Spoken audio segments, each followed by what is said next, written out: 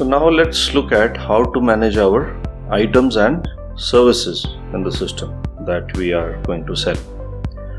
So in order to do that, we'll have to go to the items screen, so which can be accessed from the general menu or from the inventory menu or from the purchase menu. So when we click it,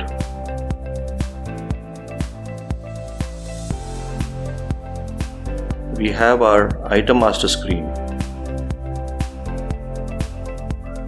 So the first thing that you should do is have a list of all your items with their item codes and item names ready. So obviously every item needs to have a code which makes it easier for you to search for that item when you're doing any transaction, right? And we'll look at how you should make your codes in a bit. Then item name is basically the item description, which typically you will be printing on your invoices also.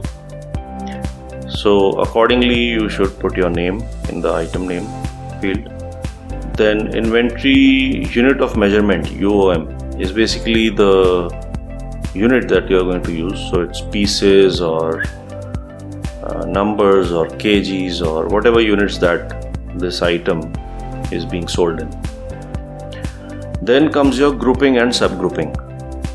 Now this can be a very important thing, because based on this then you can have your different kind of reports and various other things that can happen based on this group and subgroup. So we'll also see how to make item groups and subgroups in the system in a bit.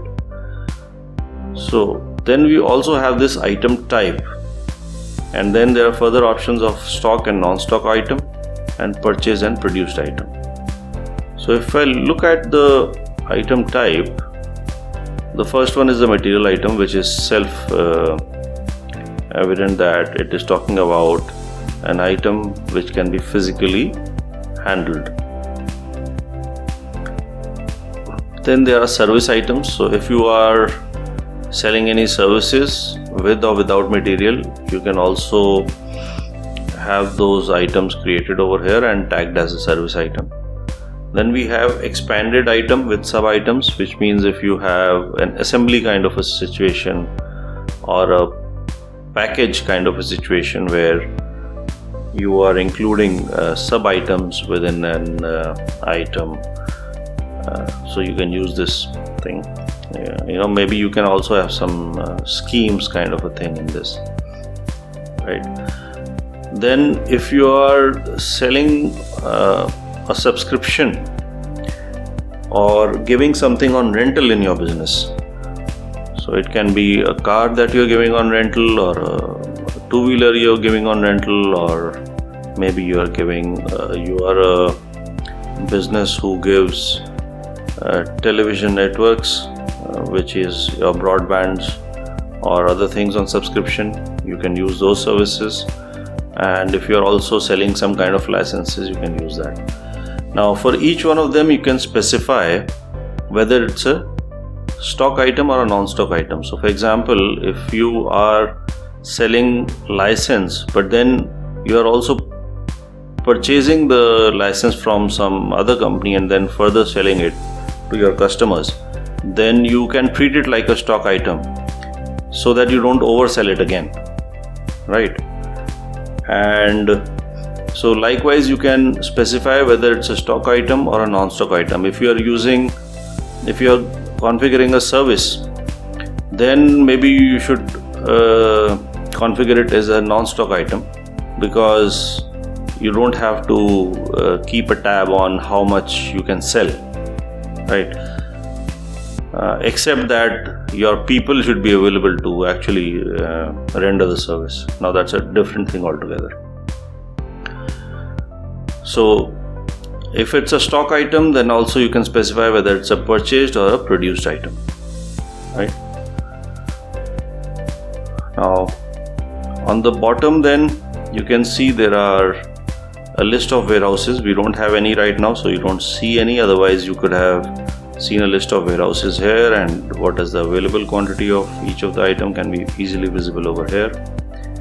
Then we have some other options, and we look at them at the right time. So inventory control, we can specify if we are selling any items that are batch controlled, or you can say lot numbers attached to them, which means that they might also have some expiry numbers, expiry dates, or now batch numbers may or may not be there, so accordingly you can have this set up. And similarly for the serial numbers. Now on batch numbers, basically if you click batch numbers, then you also should specify the control frequency.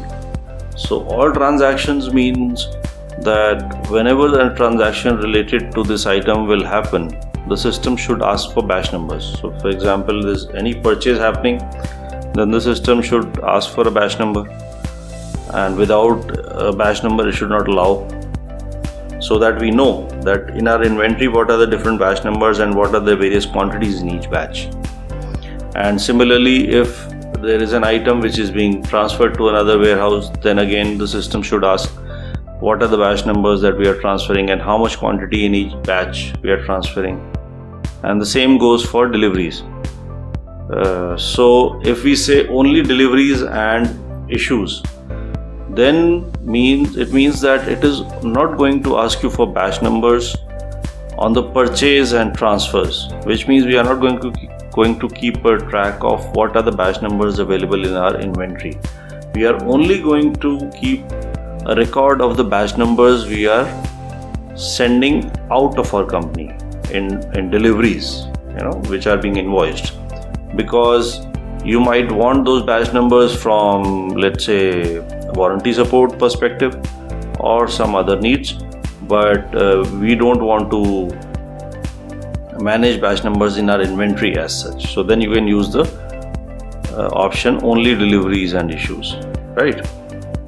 Issues is basically when you are consuming it without sale. So let's say something goes bad, so maybe you are selling wheat, right? And you're maintaining batch numbers because obviously it has to have some expiry date. Now if you find at some time that 10 bags of wheat are spoiled because of maybe rats, or maybe due to some moisture or some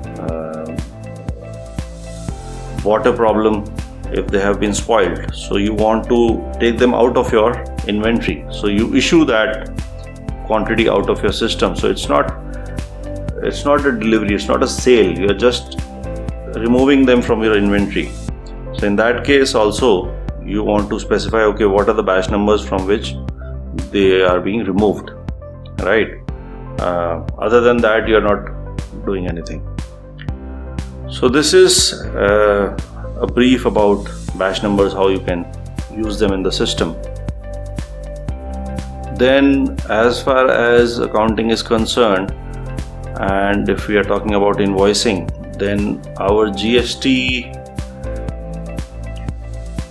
the HSN codes that we have to specify on the invoice under GST, they can be mentioned over here in the tax category code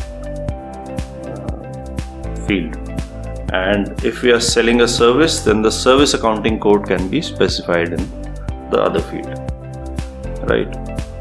And we are going to ignore all this right now. However, in special cases, some people also would like to print a small picture of the item or maybe a service on the invoice. So what you can do is you can attach a picture to the item, and you can also configure your invoice to print that picture. So that can be done. Apart from this default tab can be used to configure a lot of defaults, as you can see. But from sales perspective, if you see, the first thing is you can have a basic sale price defined over here, right? Now that there are various ways to manage your prices in this system, and we are going to have a separate session for managing prices, but right now this is one of the simplest way. So if you have a standard simple price for each item, you can specify it here and forget about it. Then the default customer space allows you to specify if this item is being custom manufactured for a particular client of yours.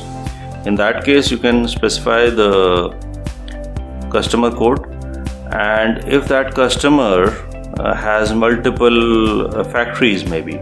So for example, if you are selling now in this case, maybe we are selling our auto parts to other companies who are manufacturing cycles, right? So maybe we are also manufacturer of, let's say, cycle handles, and we are selling it to Hero Cycles, and we are selling it to Atlas Cycles.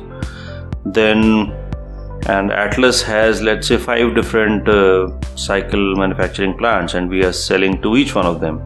So we can specify that this particular handle is being made for this particular address of Atlas Cycles, right?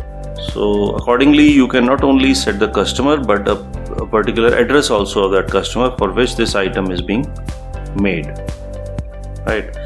And there are further impacts. So when you will be billing to this customer, you can have a list of only those items which are being sold to this customer over there. We look at them when we actually do the invoicing. Now in this case, since you know which customer you are selling and which address you are selling, right, you can also specify what is the tax code that is going to be applied on this particular sale when we are selling to this customer. Now the more defaults that we set, the better it is, or the easier it is when we actually invoice, because at that point all this data that has been specified will be pre-populated in the screen, and we'll have to just specify the minimum amount of data. So which means we might just have to put in maybe quantities that we are going to invoice, and maybe some other details like what is the transport through which it is going, and maybe some remarks and other things, and then we are ready to just add the invoice and print it. So it becomes easier and faster to invoice the more data we can pre-configure in the system. You can also have some specifications. So if you're selling an item that has some specifications, so maybe I am selling a computer, and then a computer has a different configuration, so I can put in the configuration over here, right? Or maybe I am selling some chemicals. Now this particular chemical has a particular configuration, which means it's a mix of particular set of chemicals in some particular ratio. I can put that over here, and later on when I am invoicing, I can change the specifications or tweak the specifications and invoice it accordingly, right? So all these things are there as far as item is concerned. So now the first thing that maybe we should do is create some groups and subgroups. So in order to do that, we'll have to go to inventory and item groups. On this screen, you can create different groups. So let us start by creating, let's say, raw material. So we'll add a group called raw material. Then we'll add a group called maybe finished goods, and let's add another for the WIP material. So work in progress. This is for those items which are in stages of production. So they can neither be said it's raw in the raw material form, nor it is finished. So those items can be put in this group. Now we can also have subgroups. Remember, this can only go to 2 levels. So I can have different kind of raw materials and different kind of finished goods and so on. So I'll say add new subgroup. On the raw material side, let's say I'm manufacturing cycles here, so let's say I have metallic raw material, which means I might be purchasing different types of steels and irons and maybe brass and all that. So I'll have a subgroup for them. And then I might also be purchasing, let's say, plastic components. So the different kinds of seats and maybe paddles have different plastic components. Then what else? Metallic and plastic. And then maybe we also have some things like grease and oil, and so I can put lubricants, right? So this is third. So I have basically 3 subgroups within raw material. On the finished goods, let's add a new subgroup for, now I'm making cycles, so I can make gent cycle and I can make ladies cycles, right? And I can make cycles for the kids or children. So let's say we have gents cycles, and then maybe we have ladies cycles, and maybe we have kids cycles, right? And we are also selling auto parts, so maybe I should have a category for auto parts. So we have these finished good subcategories. So this is good enough for us, right? So I'll close it. Now this is not showing it here because we'll have to reopen this item screen. So I'll reopen and we have it here. So if I click raw material, I'll have the raw material subgroups available. If I choose finished goods, I'll have accordingly the different subgroups available, right? Alright, another feature that we have here is allow negative inventory balance on the item. Now this is if you want to allow negative balances in the transactions. So the first question comes, how does it make business sense? So let me give you an example. So for example, if you are managing your inventory in the system, so in that case normally you would want the invoicing to happen only for the inventory that you have in your stock. But there are situations where temporarily you might want to allow invoicing for quantities greater than those in your stock. Why? Because many times as a trader you might have inventory coming in at the last moment, and as soon as it comes you have to ship it for your customer. In such cases you might not have the time to punch in your purchases and increase your stock levels before you actually invoice. So in those situations you might want the system to allow negative inventory balances, which means at the time of sales, if the stock is going into negative, it should allow it. Later on, when you will punch in your purchases for the same warehouse, the stock will come back to the positive balance. So if you want to allow such a behavior, you can allow it using this checkbox. Otherwise, if you want no, it does not make sense for your business, then you can leave it as it is. The other thing that we have is the status. So there are many items that you might discontinue with time, or you might not want them to appear in the list of items during sale invoicing unless the user chooses to view all the items which are non-active as well.